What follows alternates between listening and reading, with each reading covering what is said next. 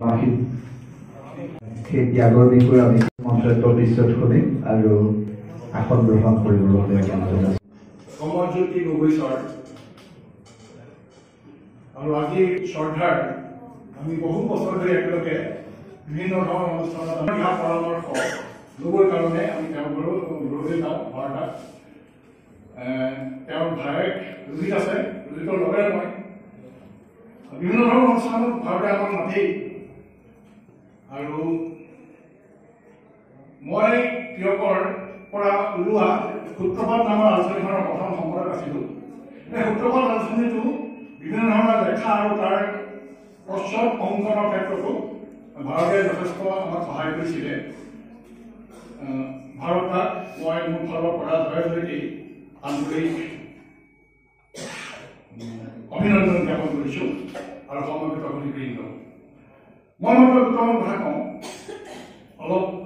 ৰোমন্থন কৰিব লাগিব যিহেতু মোক প্ৰান্তিকত লিখি আছোঁ 6-7 বছৰমান একেৰাহে ইয়াত সভাপতি দায়িত্ব লোৱাৰ আগতেই এটা কবিতাহে লিখোঁ প্ৰান্তিকৰ আগত কবিতা লিখিছোঁ যোৱা সংখ্যাটোত এটা কবিতা যাব লাগিব প্ৰান্তিকত আচ্ছা ৰূপমান কৰোঁ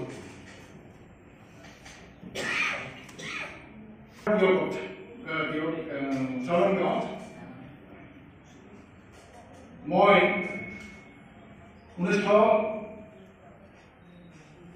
1995 চনত ডিচেম্বৰ মাহত মই তিনিটা কলেজৰ শিক্ষক আছিলোঁ মই কিবা এটা বন্ধত ঘৰলৈ আহিছিলোঁ ঘৰলৈ আহি মই ঘৰত আহি আছোঁহি মোৰ ঘৰখনৰ নাম ৰুবুল মায়ে মোক ক'লে যে ৰুবুল তই এটা কাম কৰোঁ খুব পুঠি মাছ খাবলৈ মন গৈছে তই যদি পাৱ কেনেবাকৈ আনিছোঁ নলওঁ মোৰ ভাগ্য ভাল পুঠি মাছ ইমান বহুত পাইছে মই একেই কিনি ল'লোঁ বাবুল দিলে আই কৰিলে কিবা কৰি যাওঁ কৈছে আবেলি দুজন মানুহ সংবাদ জগতৰ সৈতে জড়িত দুজন সাংবাদিক আমাৰ ঘৰলৈ আনিলোঁ এজন ঈশ্বৰ মহন্ত আৰু এজন নৱজ্যোতি বৰুৱা দুইজনে সেইটো সময়ত খুব সুদক্ষ সাংবাদিক তেওঁলোকৰ যথেষ্ট তেওঁলোকে কষ্ট কৰে তাৰে কথা সাংবাদিক মইতো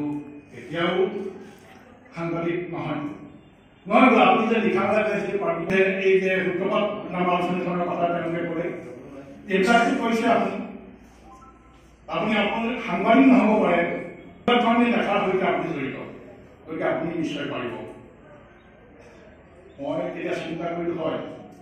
যে যদিহে প্ৰেছ ক্লাবতে ইয়াত গঠন কৰা হয় আমাৰ উঠি অহা বহু যুৱক যুৱতীয়ে সংবাদ জগতখনত প্ৰৱেশ কৰি তেওঁলোকে সামাজিক দায়বদ্ধতা প্ৰকাশ কৰাৰ ক্ষেত্ৰতো এক গুৰুত্বপূৰ্ণ ভূমিকা ল'ব পাৰিব আৰ্জনৰ এটা সৎ পথ তেওঁলোকে অৱলম্বন কৰিবলৈ সক্ষম হ'ব মই তোমালোকে যি দায়িত্ব লৈ দিয়া মই তাকে ল'ম সেইটো ডিচেম্বৰ মাহৰ ঘটনা আছিল 1995 চনৰ আৰু 1996 চনৰ ফেব্ৰুৱাৰী মাহত তিয়ক হাইস্কুলত মাত্ৰ 9জন নে 10জন মানুহৰ উপস্থিতি তিয়ক প্ৰেছ ক্লাব যোগ কৰি সভাপতি দায়িত্ব অৰ্পণ কৰিলে সেয়াই আছিল তিয়ক প্ৰেছ ক্লাব জন্মৰ আদি কথা ইয়াৰ পাছত আমি লৈ থাকিলে নহ'ব আমি এটা কাম কৰিব যে আমি সাংবাদিক এখিনি গঢ়িবলৈ হ'লে সংবাদ কেনেকৈ সংগ্ৰহ কৰে কেনেকৈ পৰিৱেশন কৰে সেই সম্পৰ্কে আমি এটা কৰ্মশালাৰ আয়োজন কৰিব লাগিব সেই বৰ্তমান মই কৰিছোঁ তেওঁলোকে বৰ ভাল কৰে